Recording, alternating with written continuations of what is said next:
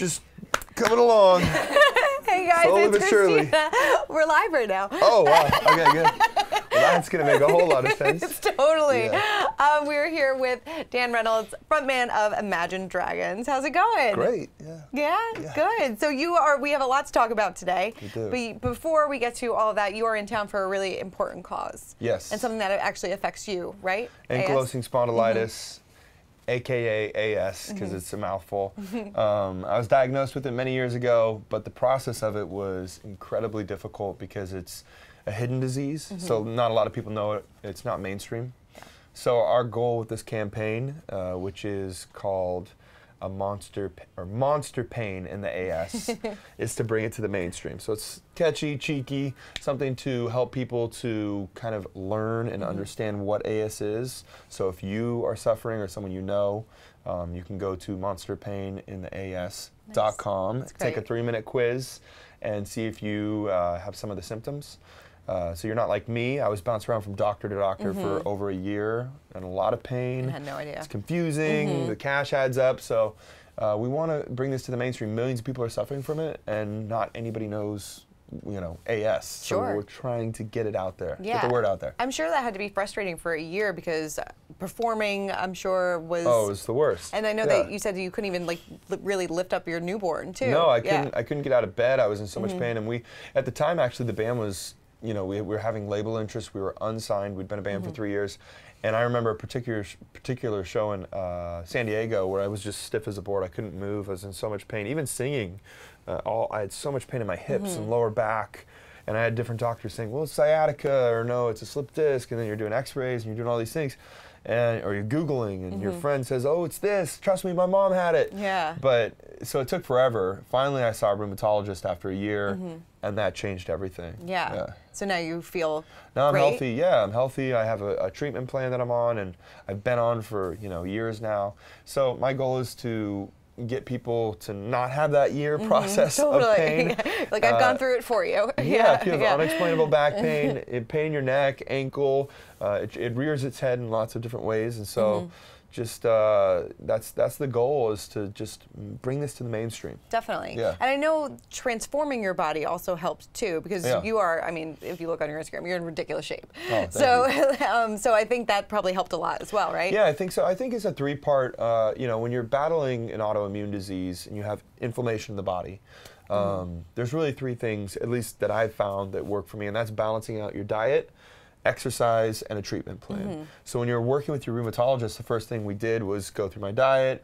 You know, there's foods that are trigger foods for people that you remove, things you add that you needed, nutrients, vitamins, exercise. Some people it's yoga. Some people, for me, I find a lot of my pain is in my hinge movement, so I do a lot of hinge movement, and then also a treatment plan. So. You know, the goal is to just it's individualized for everybody. So go to a rheumatologist. That's the place to be. Yeah. What is your workout routine? Do you still work out for like 1 to 3 hours a day, or and for 7 days a week, or is no? So I work out 5 days a week, just for an hour. Okay. Each day, because any more than that is just, I can't do it. And you know, it's just a lot of hinge movement, strength training, things to get blood flowing to different parts of my body. I do a lot of yoga. I think yoga is just, for anybody who has back pain, things like that, just stretching out, getting blood flowing to places that don't typically get the blood when you're sitting in a chair all day or something like that. But yeah, I think, you know, it's those 3 things, and navigating that, having a rheumatologist to kind of put it all together.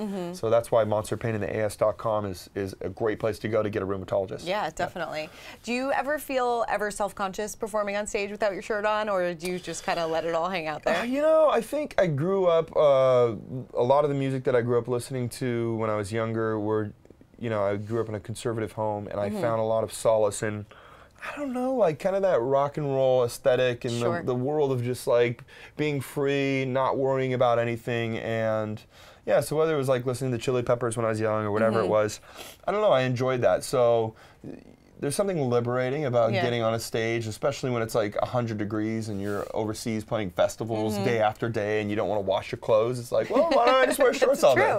Yes. So it makes it easier, less laundry. Yeah. Speaking of festivals, you actually you started a festival, the Love Loud Festival, right? And it's kicking off again in June, the second one, right? Tell us all about it. So yeah, this is actually year 3. But last year we raised over $1 million.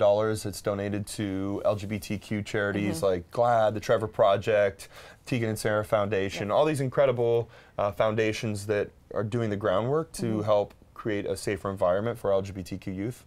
Utah has the #1 reason for death among teenagers is suicide, and you're 8 times more likely to take your life if you're LGBTQ and not accepted in the homo community. So there's a real issue in a lot of these kind of Orthodox communities, and so what we're doing is trying to educate the leaders, the political leaders, the religious leaders, the parents to do, what do you do when your child comes out to you? It's so important to shower them with love and acceptance. These are the reasons why. And then we bring in music. This year we have Kesha, Martin Garrix, Dea, Tegan and Sarah. I'll be performing. A lot of great artists. That's awesome. So it's going to be fun. That's great. I know you grew up in a conservative Mormon household, and I know that you said that you wanted to stick with being a Mormon to invoke change, especially with the LGBTQ community. Have you found that? Have you noticed that? Yeah, I think slowly but surely, everybody's playing their part. There's lots of allies and people within the community who have been paving this road for a long time, philanthropists. And so I think that, if I can just do my little part with Mormonism and with Orthodox faith to say, hey guys, this needs to change. Our youth are depressed. They have high rates of anxiety and suicidality, and this is the reason why. We can't be telling them that they're flawed. Because when you tell a child that something unchangeable about them, especially something as beautiful as love, is flawed, then you're setting them up for a broken life.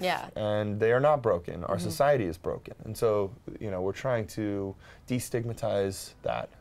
Have you found it, I'm sure it's got to be so rewarding to have fans that have grown up the same as you and kind of reach out to you and been like, you've helped me through so much. No, I think, one of the biggest misconceptions about people of faith, especially Orthodox faith, is that these people are innately bigoted or, have they're out to get the LGBTQ community, and it's just frankly not true. There's a lot of wonderful, loving, good people on the far right, the far left. It's more about an individual.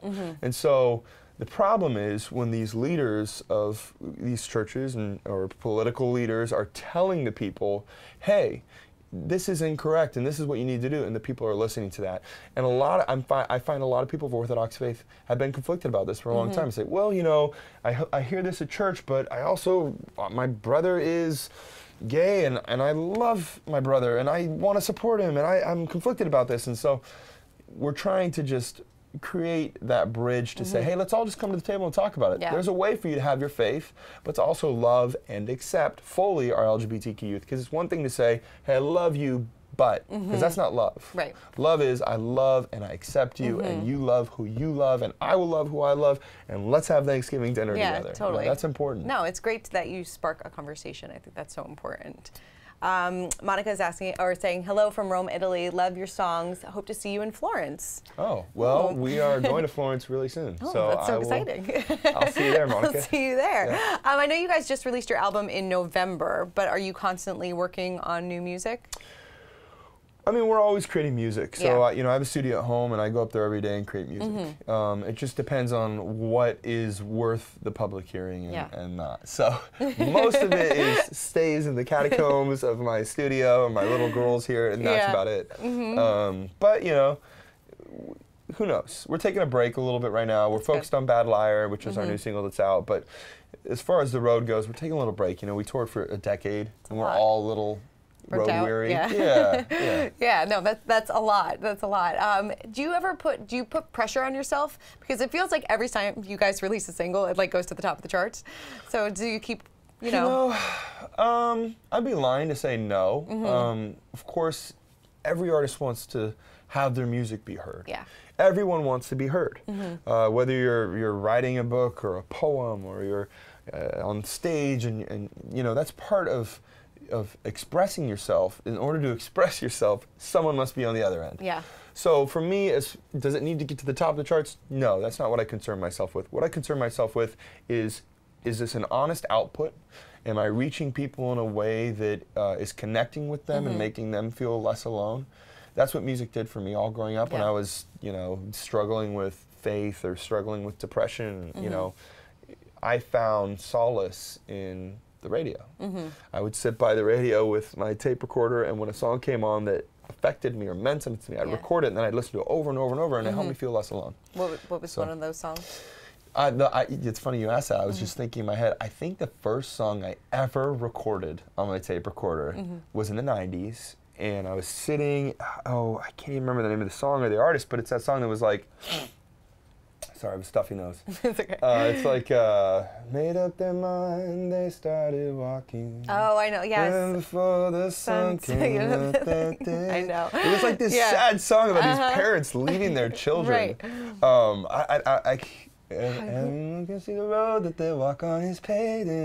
Yeah, I know. I don't know who it is. I don't know who it is. But I remember just being like 12 or something and just being like, oh, this is devastating, and like so interested in the words. Yeah. And I was like fighting with my parents at the time. Fastball. Thank you. Yes. Like classic 90s. Yeah, you know? totally. But yeah, so I fell in love with just all the music of the 90s. I loved Oasis, I loved Nirvana, but I loved a lot of hip hop, Tupac, Biggie, Dre. I mean, I don't know, it was a little bit of everything. I think that's what is, Imagine Dragons is an atypical, you know, people call us a rock band, but it's like, there's a lot of urban influences in there, there's a lot of pop influences, and I listen to a lot of Paul Simon, Cat Stevens, singer-songwriters, so it's a little bit of everything. Yeah, totally. Does it ever discourage you? I know that you posted a lengthy comment on Instagram kind of calling out some bands that, you know, kind of discredit your credibility a little bit, and like, which is kind of weird because you guys are always at the top of the charts and always like selling out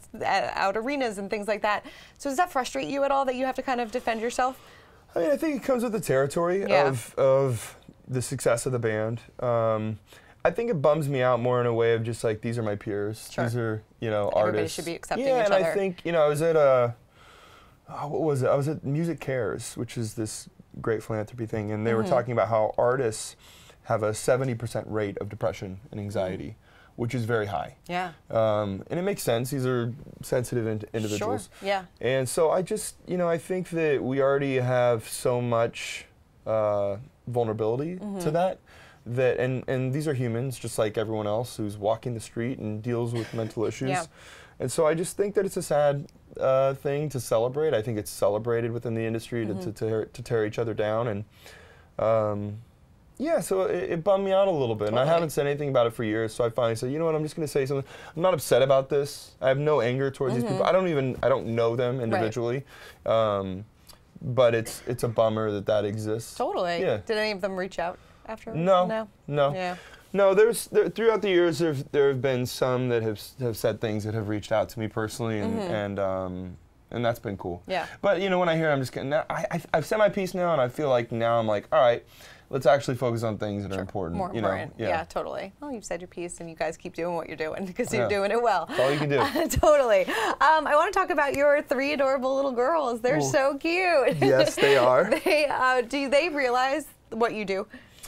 The twins don't. They're 2 years old, and they could care less. Arrow is now in 1st grade, and it's starting now. Yeah. Now it's strange a little bit. Like, I'll go pick her up, and people will walk over and want pictures and things, and or she'll come home and be like, "Dad, I was at recess, and these girls from 5th grade came over, and they said they want to play with me, and we were playing, and they were like, 'Oh, your dad is blah blah blah,' and she was like, and it made me feel weird, and I'm just like, like, so I'm just like, I don't really know how to navigate it, to be honest. I wish I knew the answer to it.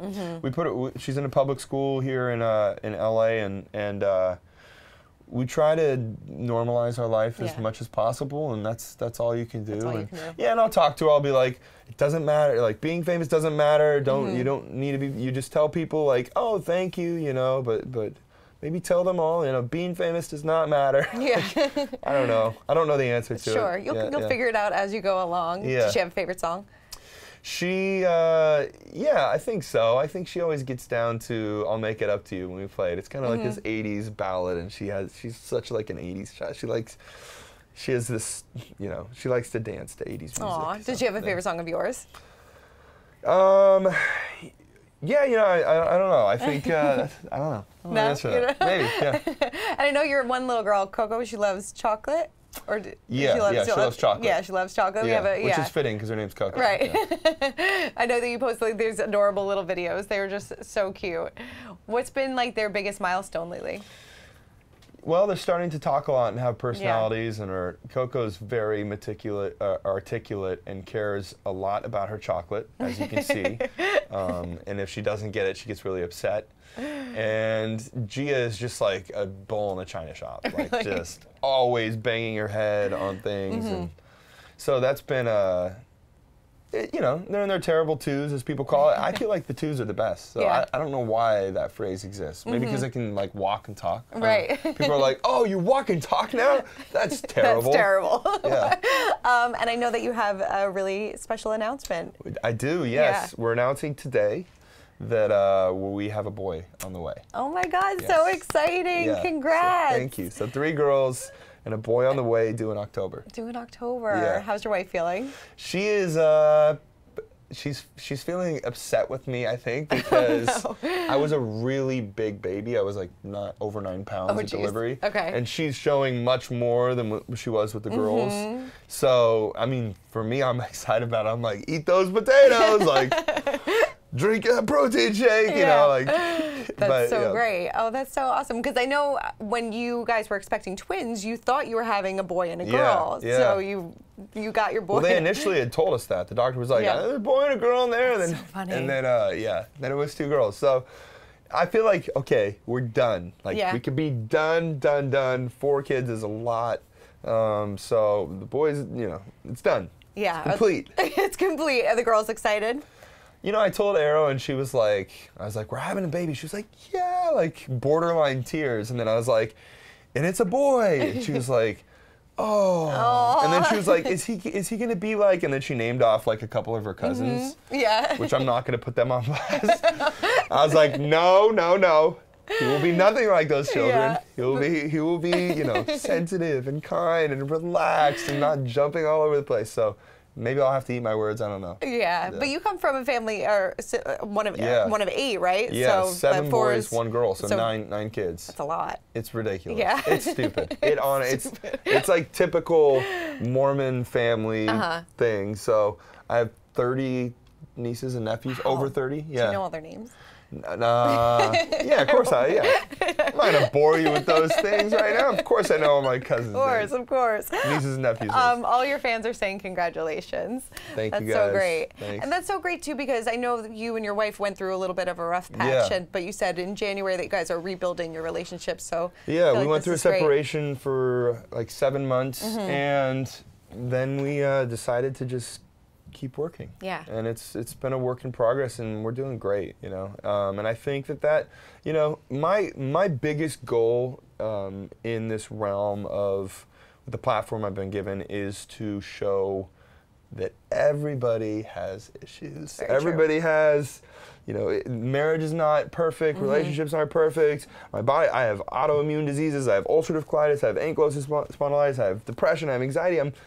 We're all humans, and I think that that's really important. I feel like this whole, I love social media for a lot of the things it brings, but I think I hate it for some of the perfection that it shows. That's abnormal. People, it's good to celebrate being on the beach with, with your loved ones and smiling, but it's also important to say, hey, this is the reality of things. One of the people that I follow on Instagram that I love is Jamila Jamil. Oh yeah, and, she's great. Yeah, and she talks a lot about like the real things. Yeah. And people like that. And I think that's important. I think that's the next movement, is people being more about what's real and finding their worth in more than just, how they look. Yeah. No, you can't be perfect. Yeah. Yeah, it's very true. But I got to ask, what's the most romantic thing that you've done for your wife since she's been pregnant now? Oh, that's a good one. Well, this is funny because it came to Valentine's Day, and I was having this debate in my head, and I don't know if other people have this, but I'm always like, it's Valentine's Day, like, it's equal for the man and the woman. The woman should do Valentine's Day things as much as the man should. And that was a mistake. I think that was a mistake. So I ended up, buying a bunch of roses, and then I wrote a little reason that I loved her on each rose, and then hid them around the house. And so nice. Yeah, I thought that turned out okay. I think that's great. Yeah. I think that's fantastic. Yeah. Well, congratulations. Thank you so much for coming by. And please remind everybody where they can get more information on AS. Yes, thank you very much of for course. that. So, monsterpainintheas.com. It's catchy, it's cheeky, you can't forget it. And then Love Loud Fest also is a great one to look up. That's the festival for our LGBTQ youth. Nice. And you're doing an event in New York today, right? I am, yeah. yes. I'm doing an event here today, and thank you for that. I got you, as well as some other stuff. But yeah, no, we're celebrating AS awareness, getting it out to the world so that people all know what AS is. You don't have to know what ankylosing spondylitis is, but AS. Awesome. Yeah. Thank you so much. Thank you. Thank you. Thanks, guys.